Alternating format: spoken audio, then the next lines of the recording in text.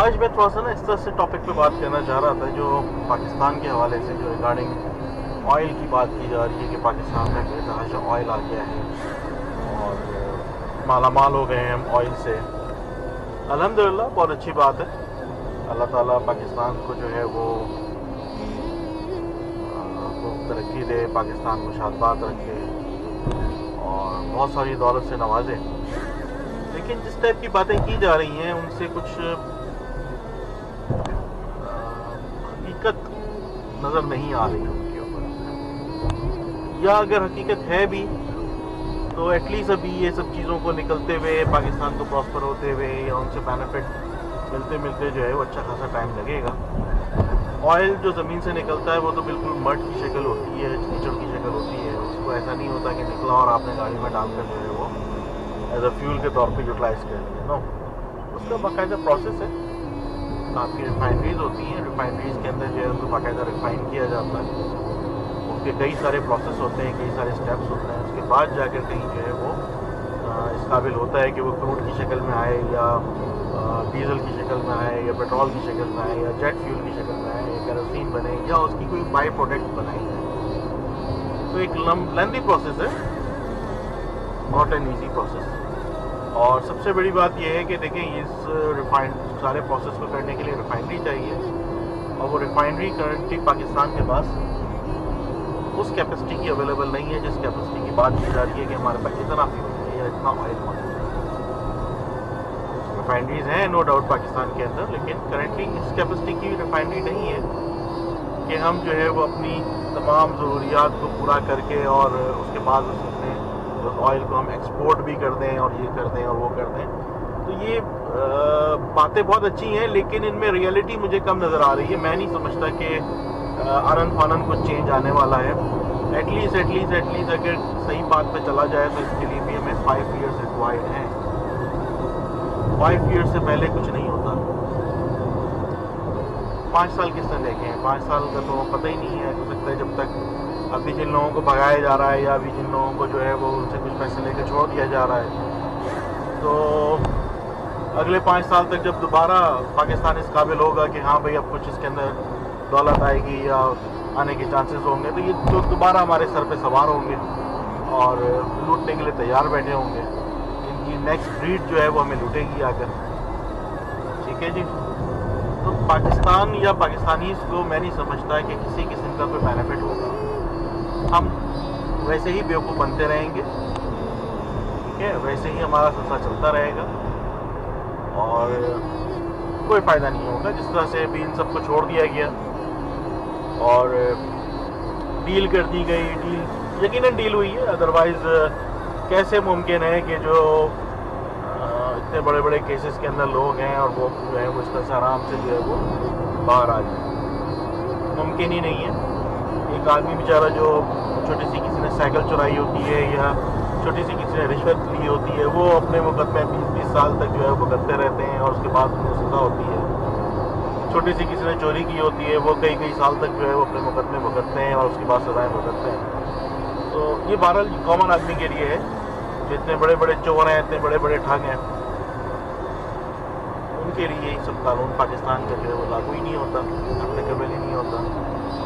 یہ double standards ہیں پاکستان کے اندر, اور جو اچھے تعلیم یافتہ لوگ ہیں, سنسیئر لوگ ہیں, ان کو کھٹے لائن لگا دیا جاتا ہے. ان میں ایک بیسٹ ایگزامپل جو ہے وہ ہمارے بہت پیارے ایکٹر اشر عظیم کی ہے. جس طرح سے ان کو کھٹے لائن لگایا گیا اور کھٹے لائن لگا کر جو ہے بیچارہ جو ہے وہ ہاتھ جوڑ کے پاکستان سے ہی اس نے عافیت اسی میں جانی کہ میں شفٹ ہو جاؤں, موو ہو جاؤں, اور وہ صاحب جو ہیں وہ شفٹ ہو گئے. لیکن ان کی آپ سنسیئرٹی آپ دیکھو, آپ چیک کرو ان کی سنسیئرٹی پاکستان کے ساتھ, کہ وہ بیچارہ اتنی چوٹ کھایا ہوا, اتنا دکھی جو پاکستانی آفیشلز نے ان کے ساتھ کیا, لیکن ان کو ابھی بھی دکھ ہے. وہ ہر بات پاکستان کے لیے جو ہے وہ شیئر کرتے رہتے ہیں. اور اکثر میں نے ان کی ویڈیوز, میں بڑے شوق سے دیکھتا ہوں ان کی ویڈیوز. ابھی ریسنٹلی بھی ان کی ایک 2-4 دن پہلے بھی ایک ویڈیو انہوں نے ریلیز کی تھی, ابھی پبلش کی ہے, جس میں وہ پاکستان کی ہی بات کر رہے ہیں, پاکستان اور پاکستانیوں کی بات کر رہے ہیں. مطلب اس شخص کو میں سلام پیش کرتا ہوں کہ جو اس کے ساتھ اتنا برا ہوا کہ اس کا کیریئر تباہ کر دیا گیا, اس کی فیملی کے لیے اس کے لیے تھریٹ کر دیے گئے، اس کو پریشان کیا گیا، اس کو تنگ کیا گیا، ٹھیک ہے، لیکن وہ شخص جو ہے وہ ابھی بھی پاکستان اور پاکستانیز کی بھلائی کے لیے جو ہے وہ بات کر رہا ہے. تو اللہ تعالیٰ ایسے ہمارے لوگ بہت ہیں. یہ تو میں نے ایک ایگزامپل آپ کو دی ہے. ایسے ہمارے لوگ اور بھی بہت سارے ہیں جو پاکستان کے ساتھ سنسیئر ہیں اور پاکستان اور پاکستانیز کی بھلائی کے لیے بات کرتے ہیں. لیکن پرابلم وہی ہے کہ جو ہمارے کرتا دھرتا ہیں، جن کے پاس پاورز ہیں، وہ کرپٹ ہیں، وہ بدماش ہیں. وہ کبھی بھی کسی ایسے سسٹم کو نہیں آنے دیتے جس میں جو ہے وہ کرپشن فری ہو، جس میں چوری نہ ہو، جس میں بدماشی نہ ہو، جس میں جو ہے وہ رشوت ستانی نہ ہو، جس کے اندر جو ہے وہ لوٹ مار کا سسٹم نہ ہو. وہ کبھی بھی ایسے سسٹم کو پھلنے پھولنے نہیں دیتے اور نہ ہی اس کو آنے دیتے. یہ میں آپ کو جو بات بتا رہا ہوں یہ صرف گورنمنٹ لیول پہ نہیں، یہ کسی چھوٹے سے ادارے کے اندر، کسی پرائیویٹ فارم کے اندر بھی یہ سب چیزیں ہوتی ہیں، جس میں کوئی نہ کوئی ایسے لوپ ہولز رکھے جاتے ہیں جس کے ساتھ چور بازاری کی جاتی ہے، بدماشی کی جاتی ہے. تو نہیں ہو اللہ تعالیٰ پاکستان کو جو ہے وہ خزانوں سے نوازے اپنے، اور ہمیں ایک ایسا خزانہ یا ہمیں ایک ایسا ہیرا دے دے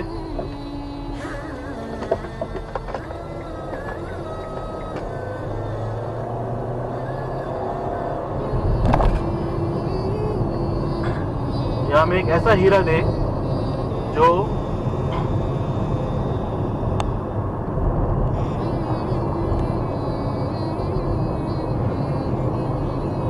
ایک ایسا ہیرا دے جو پاکستان کے ان خزانوں کو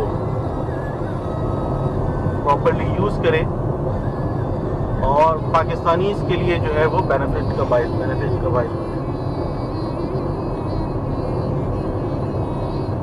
بہت عرصہ گزر گیا، بہت ٹائم گزر گیا، بہت لوٹا گیا، ہمیں بہت لوٹ کھسوٹ کی گئی، اور پاکستان ماشاءاللہ بہت فرٹائل ہے. تو پچھلے 70 سالوں سے لوگ اس کو لوٹ رہے ہیں، کھسوٹ رہے ہیں، لیکن ابھی بھی پاکستان کو مزید لوٹا جا سکتا ہے، اور اس کو یہ لوٹیں گے اگر ہم نے ابھی بھی غلط فیصلے کیے. ان کو جو چھوڑنا گیا ہے یہ سب سے بڑا غلط فیصلہ ہے، سب سے بڑا غلط فیصلہ ہے یہ. افسوس ہوتا ہے، یقین کریں افسوس ہوتا ہے، مجھے تو بہت زیادہ افسوس ہوتا ہے. میں سب پہ افسوس ہوتا ہے، صرف گورنمنٹ پہ نہیں، ہمارے جو ادارے ہیں ان پہ افسوس ہوتا ہے. ان سے لو، پیسہ لو، ٹھیک ہے آپ نے پیسہ لیا، لیکن ان کو شو کرو کہ انہوں نے پیسہ دیا ہے ہمیں واپس، انہوں نے لوٹ کی تھی اتنی اور ہم نے ان سے اتنا پیسہ نکالا ہے. ان کو ایکسپوز کرو، ادروائز یہ دوبارہ سے ہمارے سر پہ آ کر بیٹھیں گے اور اس وقت